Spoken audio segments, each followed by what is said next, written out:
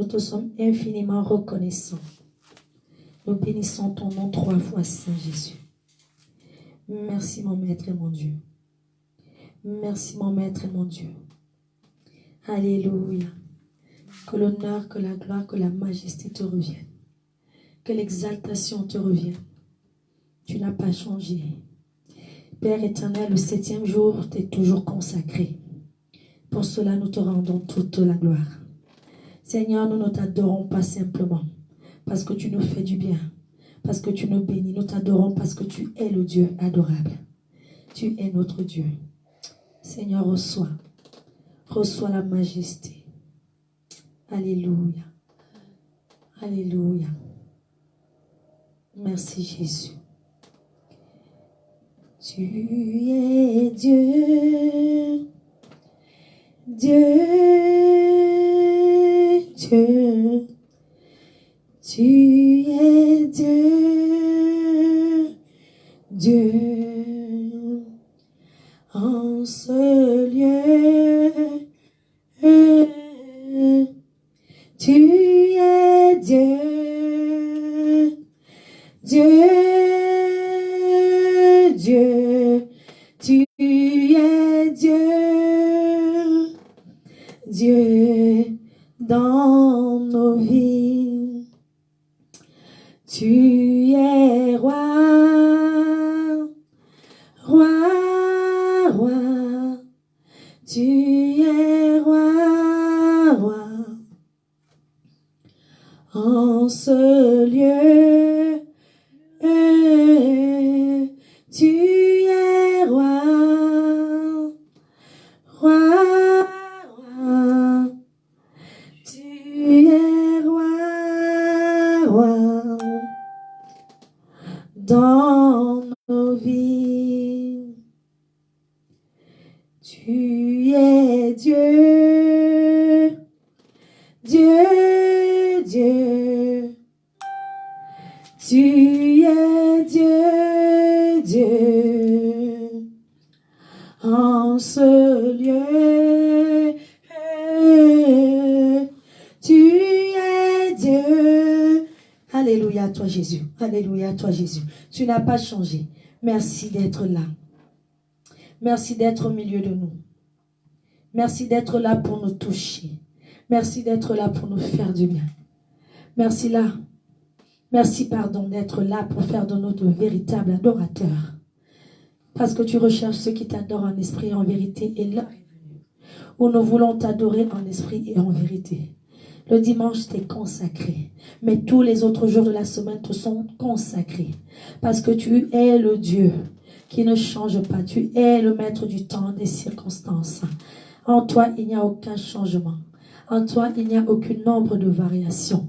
Tu es véritablement bon pour nous. Reçois toute la gloire. Alléluia, reçois toute la gloire. Nous allons passer à notre message de ce matin. Alléluia. Nous allons passer à notre prédication de ce matin. Alléluia. J'ai pour habitude de dire que le dimanche est réservé à l'adoration, selon que la Bible le dit. Amen. Amen. Mais je rajoute souvent en disant que le dimanche, nous venons pour donner, nous venons pour adorer. Amen. Amen. Notre Dieu, parce qu'il nous l'a recommandé depuis l'époque de la Bible. Il a dit le 7e jour, vous ne ferez rien. Vous allez simplement m'adorer. Vous allez simplement vous réunir entre bien-aimés pour me rendre un culte d'adoration. Vous allez simplement m'adorer de là où vous êtes. Amen. Alléluia. Oh Jésus. Alléluia, ce n'est pas grave. Amen. Amen. Mais non seulement nous venons pour adorer et donc rendre un culte à Dieu, mais nous venons également pour recevoir de lui. Parce que nous avons un Dieu fidèle. Il est le Dieu du donnant-donnant. Alléluia. Avec Dieu, tu donnes, tu reçois. Il est le Dieu fidèle. Il dit qu'il est fidèle avec ceux qui sont fidèles. Et nous lui rendons grâce parce que nous sommes là ce matin. Nous bénissons son nom pour la vie de toute personne qui sera connectée et qui nous écoutera voilà, au travers de ce direct. Que la gloire lui revienne en toutes choses. Amen. Amen. Ce matin, nous allons encourager encore le peuple du Seigneur. Le thème du message de ce matin, c'est « Utilise les dons et les talents que tu as reçus pour la gloire de Dieu ».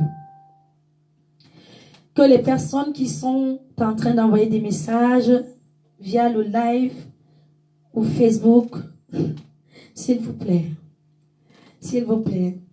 n'envoyez pas de messages. Que la gloire revienne à Jésus pour votre discipline. Amen. Utilise les dons et les talents que tu as reçus pour la gloire de Dieu. Amen. Amen. Nous avons des exemples de personnes dans la Bible qui avaient compris cela et qui ont mis leurs dons, qui ont mis leurs talents, amen, à l'œuvre, afin que la gloire revienne au Dieu qui leur a donné le souffle de vie, au Dieu qui les a créés. Alléluia. Amen. Nous avons certains exemples dans la Bible. Nous avons l'exemple de Joseph. Joseph avait un don. Joseph avait un talent. Amen. Amen. Et Joseph a utilisé non seulement son don, que nous connaissons tous, à savoir celui de pouvoir interpréter les rêves, mais il a également utilisé son talent. Le talent de Joseph était qu'il était un très bon administrateur. Il était très bon dans lorsqu'il s'agissait de prendre soin des biens, de prendre soin d'une maison, de prendre soin d'une fortune. Joseph était talentueux dans ce domaine. Amen. Amen. Je vais, avant de commencer, pour nous permettre de comprendre la différence que le Seigneur nous donne de comprendre entre ce que c'est le don et ce que c'est le talent. Amen. Amen. Le don, c'est tout simplement ce que tu as reçu du Seigneur. Amen. Alléluia. Amen. Le don, c'est ce que tu as reçu du Seigneur. Le don, c'est tout simplement ce à quoi tu es appelé. Amen. Amen. Ce que tu dois faire. C'est ça le don. Ça t'a été donné. Tu l'as reçu. Amen. Amen. Tu n'as rien fait pour le recevoir, pour l'avoir. Et le talent, amen, Amen. c'est tout simplement cette chose, cette activité, cette formation, que cette passion, je pourrais dire aussi que tu as, parce que tu étais attiré par cela, tu as tout fait pour te former dans cela. Tu as appris. Amen. Je donne un exemple en ce qui concerne le don. Don de miracle. Amen. Amen. Tu reçois un don de miracle. Tu reçois de la part du Seigneur un don de guérison. Tu reçois de la part du Seigneur un don de délivrance. Tu ne peux rien faire comme formalité. Tu ne peux pas prier. C'est Dieu qui te donne. Amen. Amen. Tu ne peux pas aller dans une école pour recevoir le don de miracle ou le don de guérison. Amen. Amen. Mais un talent. Exemple, la cuisine. C'est un talent. Amen. Amen. Tu ne nais pas avec. Le don, tu nais avec en général. Il est enfoui au-dedans de toi. Mais le talent, tu y aspires. Soit parce que tu aimes, soit parce que tu y es forcé. Il y a des personnes qui sont devenues des grands cuisiniers parce qu'ils ont été forcés depuis leur tendre enfance par la grand-mère à venir toujours à la cuisine pour apprendre à préparer. Amen. Amen. Pour apprendre à faire à manger. Et à force d'apprendre, c'est devenu un talent. Aujourd'hui, ce sont des Paul Bocuse. Ils ont des grands restaurants. Ils sont du genre que il fait une sauce, tu fais la même sauce. Il te donne même la recette, tu la reproduis exactement pareil. Mais quand tu goûtes, il y a une différence. C'est son talent. Amen, alléluia. Amen. C'est un talent. Amen. Amen. Donc, le talent, c'est ce que tu sais faire. C'est ce que tu as appris à faire. Comme dirait quelqu'un, à force de forger, tu es devenu forgeron. Amen. Amen. C'est ça le talent. Tu es devenu talentueux comme un footballeur. À force de s'entraîner, il est devenu footballeur. Il est devenu talentueux. Amen. Amen. C'est ça le talent. Et le don t'a été donné. Amen. Amen. Donc, maintenant que le Seigneur nous permet de comprendre cette différence merveilleuse, Amen, Amen. je vais encourager quelqu'un à mettre ses dons et ses talents. J'ai pour habitude de dire à ceux qui viennent vers moi et qui veulent servir le Seigneur, mais ne sachant pas par où commencer, la première chose à faire, c'est d'interroger le Seigneur sur les dons dont il nous a fait grâce. Justement, afin de ne pas passer à côté de ce qu'il veut faire au travers de nous. J'ai souvent demandé à certaines personnes de recenser leurs talents, de se poser la question de savoir en quoi ils sont bons, en quoi ils peuvent être utiles à l'œuvre du Seigneur. Parce que le Seigneur recherche des hommes et des femmes talentueux. Il utilise et il a besoin d'utiliser les hommes et des femmes qui ont des talents. Amen. Amen, alléluia. Amen. Beaucoup de chrétiens croient que pour servir Dieu, il faut simplement se tenir sur la chair. Il faut être appelé pasteur, prophète, apôtre. La Bible dit que Dieu a donné des dons et des talents à tout un chacun. Il ne fait exception de personne. Nous avons tous reçu quelque chose de la part du Seigneur. La différence se situe au niveau de ce que nous en faisons ou au niveau de si nous en sommes conscients. Parce que moi-même qui vous parle aujourd'hui, il y a encore quelques temps en arrière, je pensais que les dons étaient réservés uniquement aux serviteurs de Dieu. Pour moi, c'était uniquement le serviteur de Dieu qui pouvait imposer les mains aux malades et les malades guérissaient. Pour moi, c'était uniquement le serviteur de Dieu qui pouvait opérer des miracles. Parce que je n'avais pas eu la grâce que le Seigneur me fait aujourd'hui d'être enseigné. Amen. Amen. Et j'étais une chrétienne, j'arrivais et je m'asseyais. Je finissais, je sortais, je repartais. Pour moi, je me limitais à me dire que ma position était celle-là. Et pourtant, j'avais des dons. Et pourtant, j'avais des talents. Ça, je le savais que j'avais des talents. Parce que les talents n'ont rien, ne sont pas obligatoirement propres à notre marche avec Dieu. Ça peut être des choses que nous avons su faire depuis dans le monde, mais que nous devons aujourd'hui convertir pour l'œuvre du Seigneur. Amen. Amen. Je savais que j'avais des talents. Mais, encore une fois de plus, je ne pensais pas que mes talents pouvaient servir pour l'œuvre du Seigneur. Très souvent, on a des personnes qui sont très bons dans la coiffure. Ils ont reçu ça. Ils se sont perfectionnés. C'est devenu vraiment leur talent. Ils sont talentueux. Mais, ils passent le temps à coiffer des personnes dans le monde. Ils ne savent pas que ce talent-là peut être utilisé pour la gloire de Dieu. Amen, alléluia. Amen. Et ce matin, j'aimerais encourager quelqu'un à utiliser les dons et les talents qu'il a reçus pour la gloire de Dieu. J'ai pour habitude de dire aux chrétiens que Dieu ne délivre pas une vie pour rien. Amen. Amen.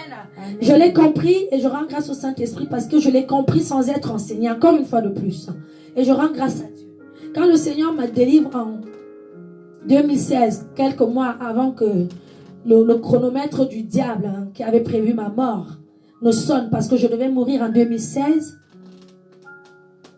quand le Seigneur se révèle à moi et par le biais de son serviteur opère ma délivrance, c'est à ce moment-là que je découvre que j'ai des dons. Parce que le Seigneur commence à parler. Amen. Mais longtemps avant, j'avais été dans les églises, j'avais été chrétienne et je l'étais charnelle, très charnelle. Je ne savais pas. Mais ce que j'ai fait et qui m'a permis de savoir que c'est les dons et les talents que j'avais étaient faits pour le service et la gloire de Dieu. Amen. Amen, alléluia. Amen. Quand le Seigneur me délivre de cette mort et qu'il me donne la vie, moi dans ma panique de me rendre compte, parce que le film de ma vie passe sous mes yeux selon que le Saint-Esprit a voulu, et je me rends compte que je viens de passer à côté de la mort. Et quand on me dit que c'est Dieu qui a empêché ma mort, parce que ce Dieu-là m'aime tellement et qu'il veut m'utiliser, et qu'il a mis des choses en moi qui sont à lui, je tombe de haut. Parce que pour moi, non, je ne suis qu'une simple petite chrétienne qui essaye de... Amen, alléluia. Amen. Et la grâce que le Seigneur me fait, c'est que quand je comprends qu'il vient de me sauver la vie, je refuse d'être ingrate. J'entre dans ma chambre et pendant 2-3 mois, mon mari croit que je suis devenue folle parce que j'interroge le Seigneur en pleurs de reconnaissance et de gratitude et je lui dis, mon Père, mon Maître, mon Dieu, tu m'as sauvé la vie, pourquoi? Je ne connaissais pas encore la Bible. Je ne savais même pas encore que sur le principe spirituel, Dieu ne délivre pas une vie en vain. Mais une nature divine sommeille au-dedans de moi et me pousse à interroger le Seigneur.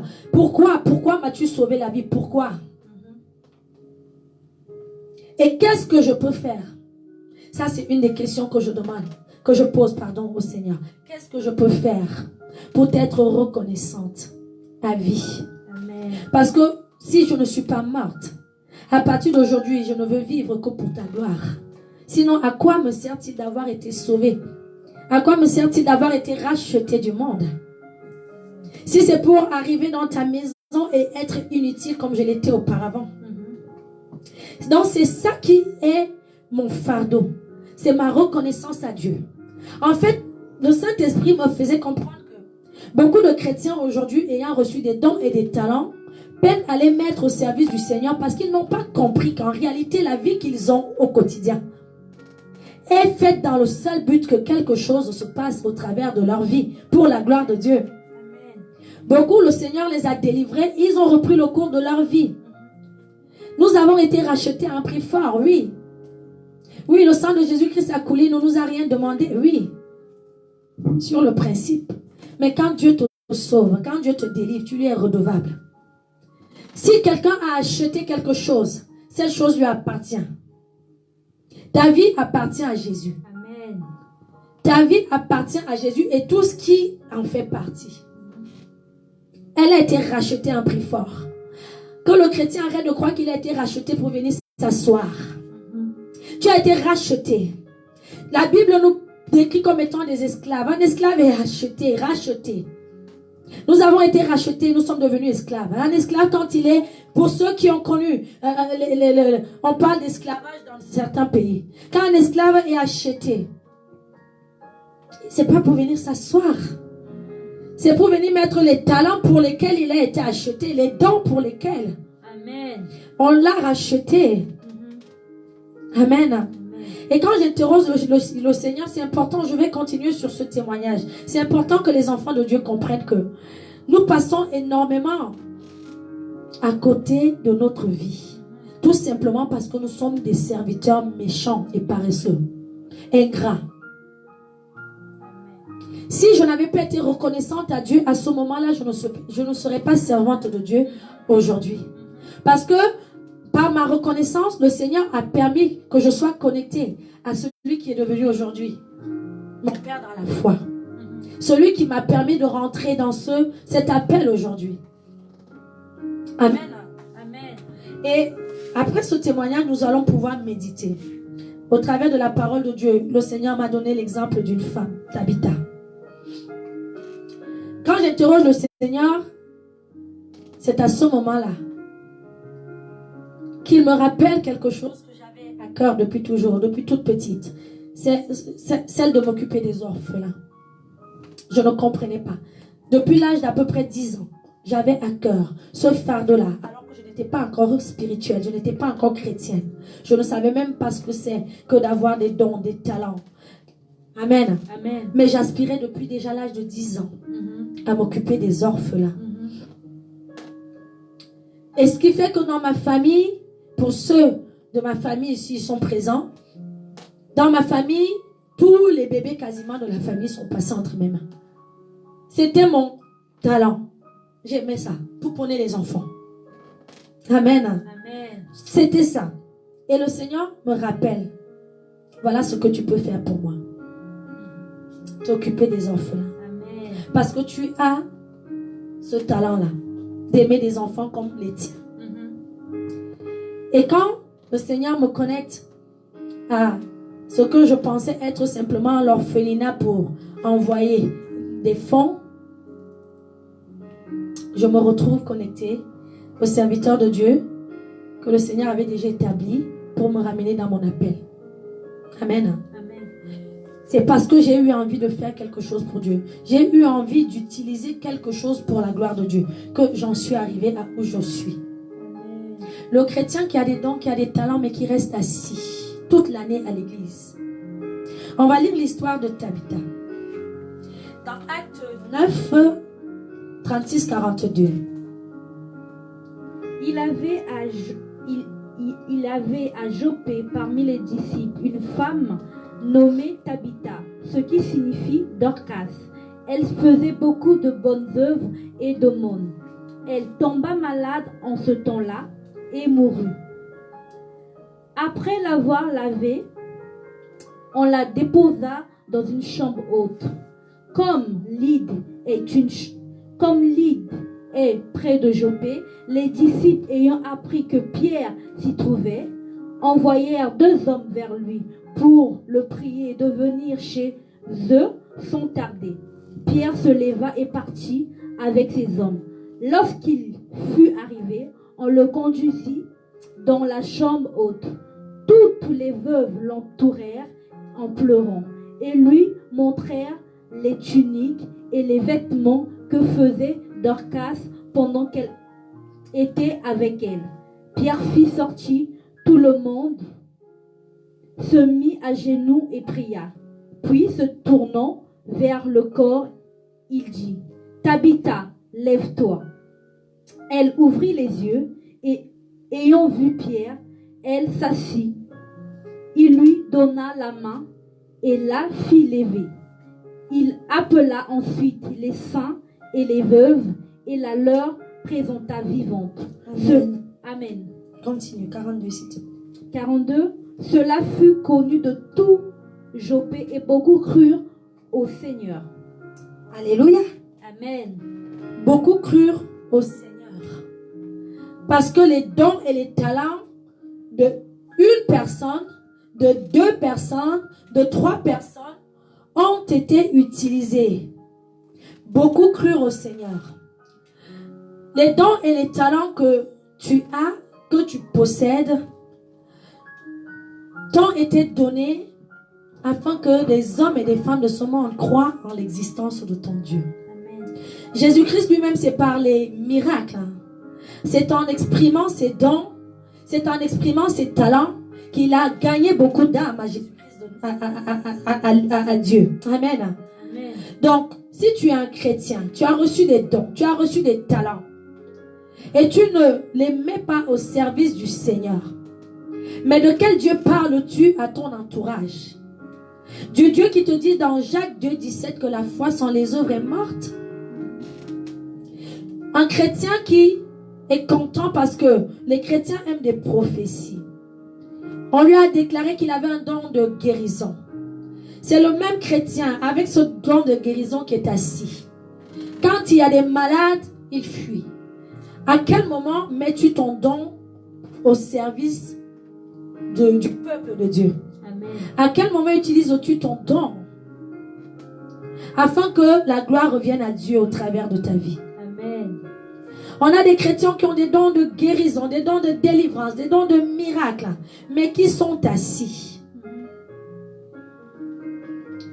Parce que pour eux, les dons leur ont été donnés seulement pour faire la publicité. Amen, alléluia. Amen. Tabitha, et c'est ce que j'ai posté, je voudrais dire à quelqu'un. Les dons ne peuvent pas te préserver de l'enfer. Ça, nous sommes clairs et nets. Les bonnes œuvres, comme disent chez certains de nos bien-aimés, qui croient que les bonnes œuvres sauvent et t'empêchent d'aller en enfer. Les bonnes œuvres ne sauvent pas de l'enfer. Alléluia. Amen. Donc nous sommes là pour être clairs. Mais les bonnes œuvres peuvent te sauver de la mort. Amen. Les bonnes œuvres peuvent empêcher ta mort. Ce qui a empêché ma mort, ce qui a permis à Dieu de se lever, c'est parce que même dans mon inconscience, j'œuvrais pour le Seigneur. J'avais des dons, j'avais des talents, je les mettais, mais je ne savais pas que c'était forcément des dons. Plusieurs fois, j'ai donné des prophéties aux gens quand j'étais dans le monde. J'ai eu une de mes soeurs qui m'a dit un jour, alors qu'on était dans le monde, parce qu'à chaque fois que je lui donnais une parole, ça se réalisait, mais pour moi, c'était une parole, comme quelqu'un qui donne un conseil et qui dit, bon, tu fais ça, il va t'arriver ça. Je ne comprenais pas.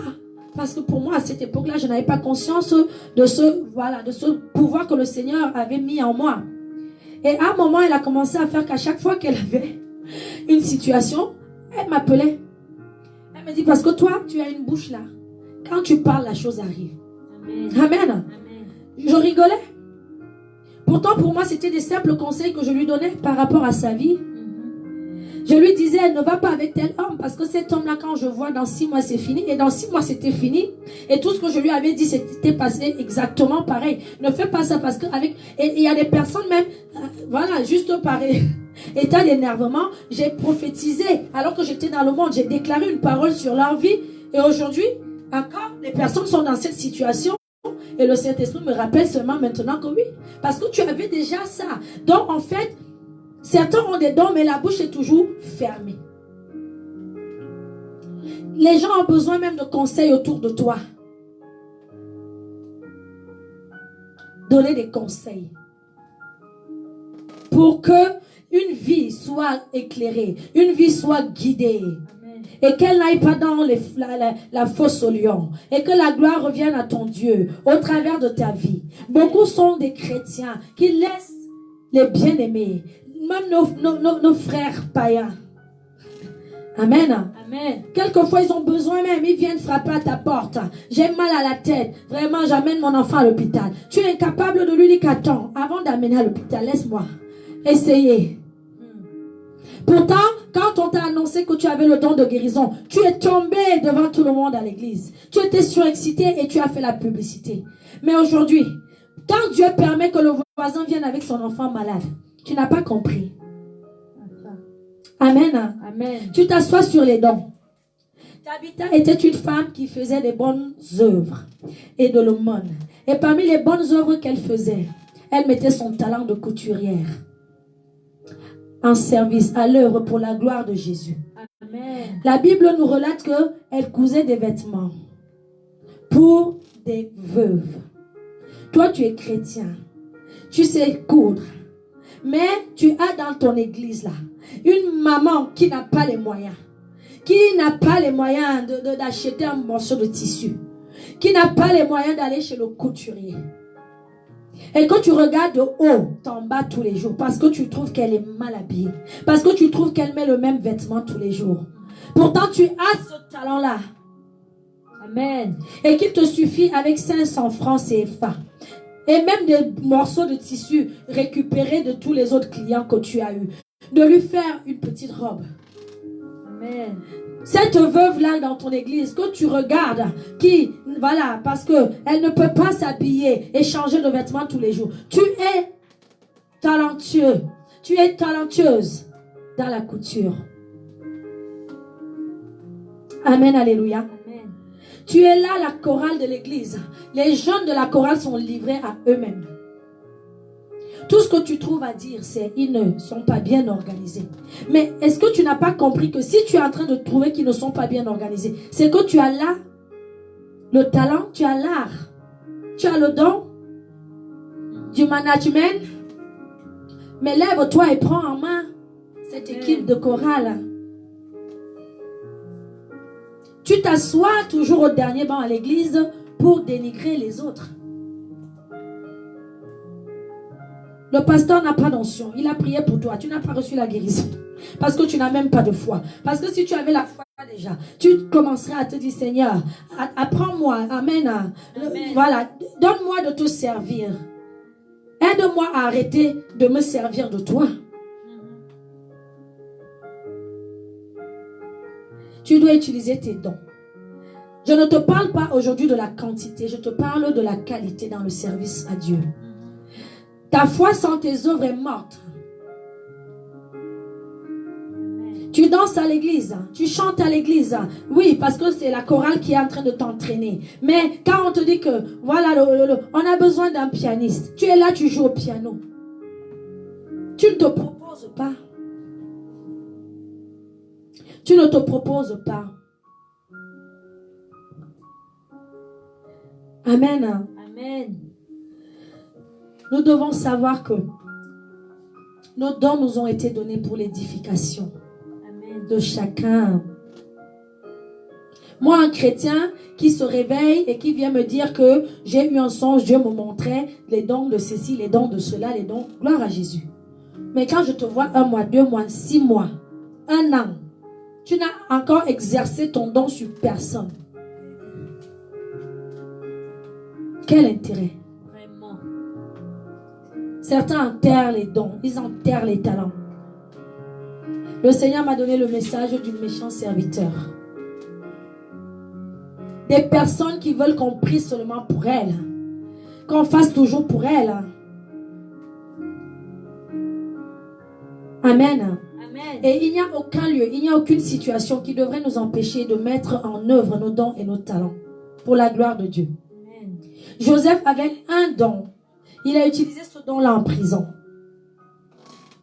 Et je veux dire à quelqu'un que si comme Joseph tu utilises ton don dans la situation actuelle, n'attends pas d'être élevé, n'attends pas d'être serviteur de Dieu. Si tu utilises ton don au quartier comme étant celui qui prie pour les malades, comme étant celui qui soutient les veuves,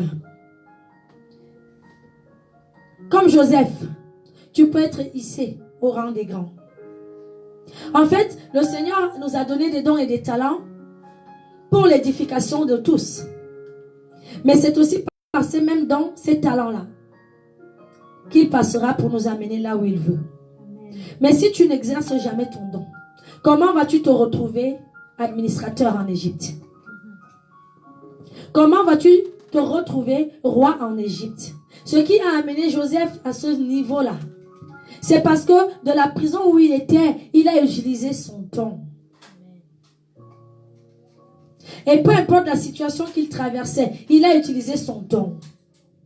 Ce n'est pas parce que tu as des problèmes, ce n'est pas parce que tu as des épreuves que tu dois empêcher à ceux que le Seigneur a prédestinés pour ton ministère de recevoir leur guérison, de recevoir leur délivrance, de recevoir leur miracle. Vous voyez que Tabitha, je veux dire à quelqu'un que ton talent mis à l'œuvre pour la gloire de Dieu peut empêcher ta mort.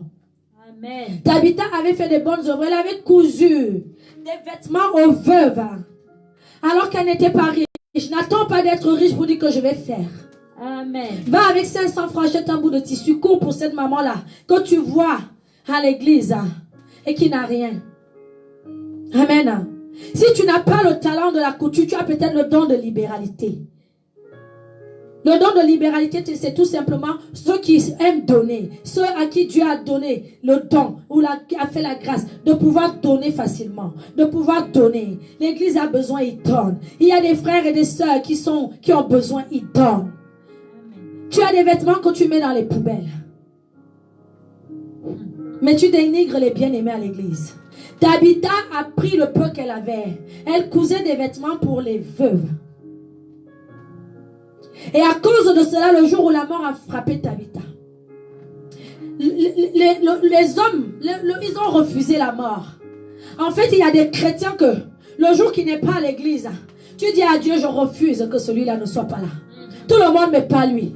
Il œuvre tellement pour ta gloire. Il apporte tellement à ton œuvre, à ce ministère que tu as confié à ton serviteur. Il y a des chrétiens, ils ne sont pas là. Tu dis, c'est pas grave. Donc, tu ne te rends même pas compte qu'il n'est pas là. Ce sont des méchants serviteurs. Ils sont incognito. Ils sont inutiles là. Amen. Et ce sont eux très souvent qui viennent pour demander les prières. C'est pasteur, j'ai mal à la tête. Toi-même, tu as le don de guérison. Pasteur, les démons me dérangent. Et ton don de délivrance. Et ton don de miracle. Mon dossier est bloqué. Il faut arrêter. Amen, alléluia. Amen. Tabitha, parce qu'elle avait fait des bonnes œuvres, quand elle meurt, amen. Amen. Quand elle meurt, les femmes, les mamies là, amen. Amen. Elles disent non, non, non, non, on refuse la mort de Tabitha. On refuse. Dorcas ne peut pas mourir. Dorcas qui nous court des vêtements. Attends, la seule personne qui met son talent à notre disposition. Amen. Les gens vont chercher. Les veuves vont chercher Pierre. Tu as déjà vu quelqu'un meurt, les gens disent qu'on refuse sa mort. Amen. Vous voyez ça souvent? Quelqu'un meurt et les gens disent on refuse sa mort. Amen. Amen. Parce que tellement il a fait du bien autour de lui. Parce que tellement sans lui il y a un manque. Amen. Sans lui il y a un vide. Amen. Toi tu es quel genre de chrétien? Tu sois là ou tu ne sois pas là, c'est toujours 37 degrés. Oh. Jésus. Amen. Amen. C'est vrai que notre Dieu est le Dieu à qui il n'y a aucun changement, aucune norme de variation. Ce n'est que lui qui doit être à 37 degrés toute l'année. Mais toi, tu n'es pas là. On ne se rend même pas compte. Il ne manque rien au corps de Christ. Il ne manque rien à l'église. Le culte se passe tranquille. Parce qu'il y a une brebis inutile qui est en train de s'asseoir sur ses dons, qui est en train de s'asseoir sur ses talents. Personne ne sait même. Ou alors, depuis qu'on lui a dit, les gens savent, mais il a dit, je ne suis pas encore prêt. Tu n'es pas encore prêt. Mais toi, depuis que les gens t'imposent les mains, ils t'ont dit qu'ils étaient prêts. Ils le font parce qu'ils l'ont reçu pour l'édification de tout ça. Alléluia. Amen. On a refusé la mort de Tabitha. Et ils se sont donné les moyens. En fait, à cause du talent que Tabitha avait mis en œuvre dans la vie de ses veuves pour la gloire de Dieu, elle a suscité en eux un autre talent, celui des intercesseurs. Amen. Ils se sont levés, ils ont dit Dieu, on refuse la mort. Amen. À cause de ton seul talent, tu peux susciter. Amen. Amen. Tu peux susciter un autre talent dans la vie de quelqu'un. Tu peux éveiller le don de quelqu'un qui sommeillait. Ils se sont mis en intercession, ils ont dit on refuse la mort de Tabitha. Hé Jésus, on refuse. Ils sont allés chercher Pierre. En bon intercesseur, ils sont allés chercher la face de Dieu. Ils ont pleuré, ils ont dit on refuse. Ils ont montré à Pierre tous les vêtements que Tabitha avait cousus pour eux. Les gens pointeront tes talents, tes œuvres dans leur vie pour dire à Dieu, pas lui papa. Ce n'est pas son temps, il ne peut pas mourir. Amen. Alléluia. Amen. Pas lui mon maître. Ce n'est pas son temps, il ne peut pas mourir. Alléluia. Amen. Si tu es le genre de personne où dès qu'on te voit coucher à l'hôpital, malade, personne n'intercède pour empêcher ta mort, sache que tu es inutile. Je suis désolée. Tabitha, les gens vont dire à Pierre, c'est impossible, on refuse cela. Pas Tabitha. Et parce qu'ils le font, ils importunent Pierre. Il y a des gens pour qui tu as envie d'importuner le Seigneur. Amen. Oui, c'est vrai. Quand on arrête de se leurrer à l'église, dans les églises. Amen. Amen. Même le Seigneur, il y a des personnes pour qui il va lui-même dire que ici, là, non, pas. C'est pour ça qu'il a dit ne touche pas à mon oint. Amen. Ne faites pas du mal à mes prophètes. Amen. Alléluia. Amen. Il y a des gens pour qui Dieu se lève personnellement. Ceux qui œuvrent pour lui, ceux qui se donnent les moyens, ceux qui ont compris ce pourquoi ils ont été envoyés sur cette terre. Amen. Pas des hommes et des femmes profiteurs, Amen. assis, qui sont venus seulement pour récupérer, mendier. Et Pierre entend ça. Parce que quand Dieu lui-même dit réveille ma mémoire, plaide toi-même ta cause. Alléluia. Amen. Elles ont plaidé la cause. Elles ont plaidé en montrant à Pierre, voilà les vêtements. Qui va encore nous habiller? C'est ça. Qui? Voilà les vêtements. Tabitha, voilà les œuvres, voilà les œuvres, voilà les œuvres. Toi, quand tu te tiens dans la présence de Dieu, quelles sont les œuvres que tu lui proposes? Tu te justifies avec quoi pour lui dire, Seigneur, garde-moi encore en vie. Alléluia. Amen. Je vais vous prendre des exemples qui me sont personnels parce qu'ils sont forts. Ma propre maman a dû être arrachée de la vie parce qu'elle était inutile au royaume de Dieu. Si moi j'arrive aujourd'hui, je suis de la lignée de ma mère qui avait été appelée avant moi. Mais parce qu'elle n'a pas su faire ce que moi j'ai compris, le Seigneur l'a rasée. Comme cet olivier qui ne portait pas de fruits. Ma mère a été comme ça. Moi, j'ai su que ma mère voyait. J'ai su que ma mère avait des dons. Le jour où simplement, 2 jours avant sa mort, accouchée sur son lit d'hôpital, elle m'appelle depuis l'Afrique pour me dire le nom de son meurtrier. C'est ce jour-là. Et moi encore, quand elle me dit ça, c'est un monde inconnu pour moi. Mais quelques 6 ans après, quand le Seigneur confirme cela par son prophète, je dis waouh. En fait, ma mère avait des dons. Amen. Elle est partie avec ses dons. Elle n'a jamais prié pour personne dans la famille. Amen. Elle n'a jamais prié pour aucun malade dans la rue. Oh, Jésus. Oh!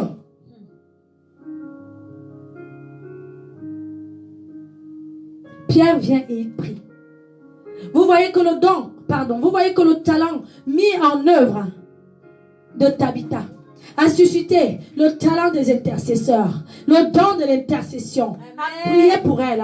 Et par la même occasion, quelqu'un d'autre est venu, Pierre. Il a mis en œuvre son don de miracle. Tabitha s'est levée. Amen. Et à cause de cela, la Bible dit que beaucoup de personnes sont venues à Christ. Amen. En fait, pendant que tu gardes tes dons et tes talents, tu es en train d'empêcher aux hommes et aux femmes de venir à Christ.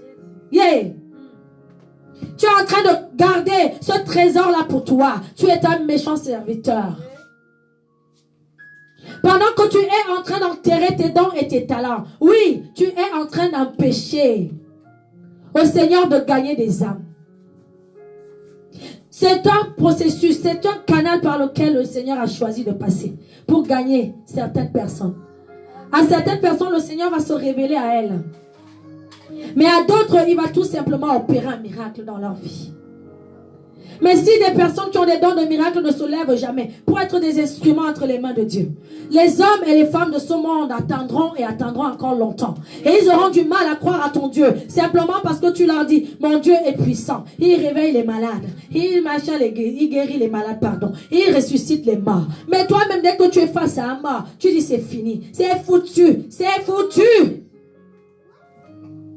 Tu n'essayes même pas par la foi. Amen. Amen. Tabitha a poussé avec son talent. Elle a suscité d'autres talents. Amen. Ce que j'aimerais que quelqu'un comprenne, c'est que quand le Seigneur te donne des dons et des talents, c'est parce qu'au travers de toi, il va faire et toucher des destinées qui, elles, à leur tour, vont être des sources de bénédiction. Amen. Amen. Amen. Quand tu t'assois avec tes dons, quand tu t'assois avec tes talents, laissant ceux qui sont encore ignorants plus ou moins de leurs dons et de leurs talents, dans leur ignorance, tu es en train de tuer plusieurs destinées, plusieurs générations. Amen, alléluia. Amen. Que le Seigneur nous fasse grâce de comprendre cela. Il n'y a aucun chrétien qui n'a point reçu le don. La Bible dit qu'il a donné à chacun selon sa capacité. Mais ce qui sous-entend qu'il a donné quand même à chacun. Ne t'attends pas à avoir 15 dons. Et je veux parler aujourd'hui des dons. Et je veux tout simplement attirer l'attention de quelqu'un que les dons, aujourd'hui, dans le sens de ce message, ne se limitent pas simplement aux 9 dons de l'esprit. Amen. Amen. Il y a des personnes qui ont reçu le don de l'intercession. Il y a les personnes qui ont reçu le don de libéralité.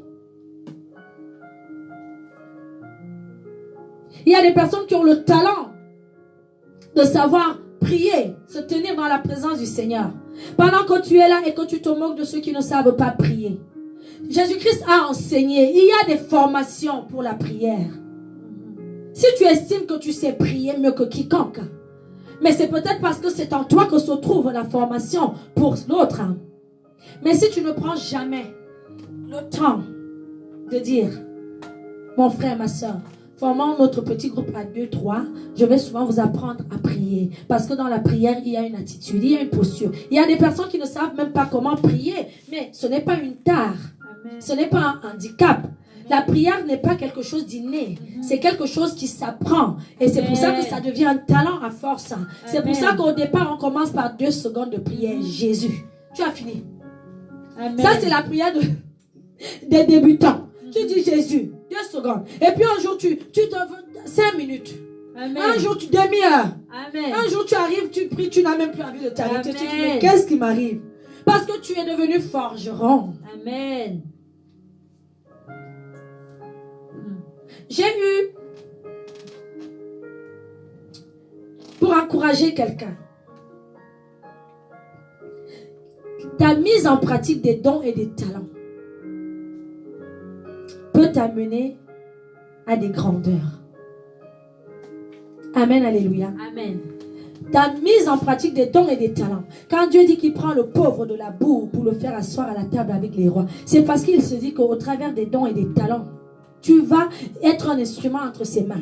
Amen. Mais si tu t'assois, tu n'as jamais rien fait. Pourquoi on a envie d'aller te présenter à Potiphar? Pourquoi on a envie d'aller te présenter au roi d'Égypte?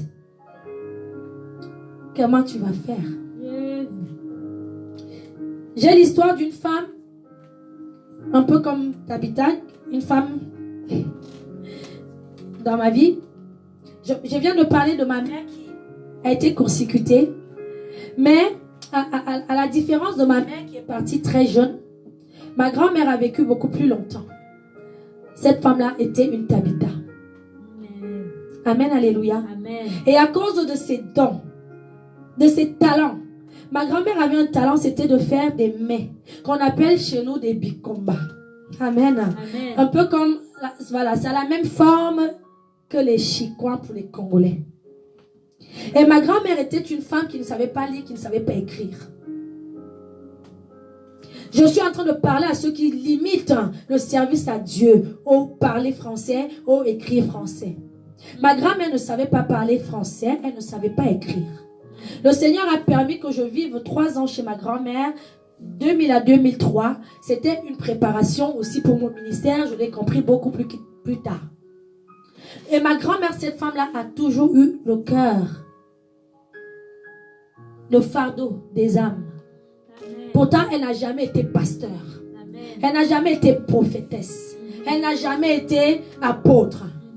Amen. Amen. Ceci pour dire que tu n'as pas besoin, n'attends pas d'être serviteur de Dieu. On est tout le temps en train de ramener toujours tout. C'est toujours le serviteur de Dieu qui doit porter les poids. C'est le serviteur de Dieu qui doit toujours montrer l'amour, qui doit toujours s'occuper des brebis, qui doit toujours... David, je ne sais pas. Et ma grand-mère, cette femme, quand elle avait encore un peu de force, ce qu'elle faisait, c'est que quand il passait à la télé, les émissions de catastrophes dans le pays, elle me demandait traduire. Alléluia. Amen. Ils disent quoi là? Pourquoi il y a autant de voitures tombées, des morts et tout? Je lui explique en fait, il y a eu un accident à tel endroit. Il y a eu tel nombre de morts et les rescapés sont à tel hôpital.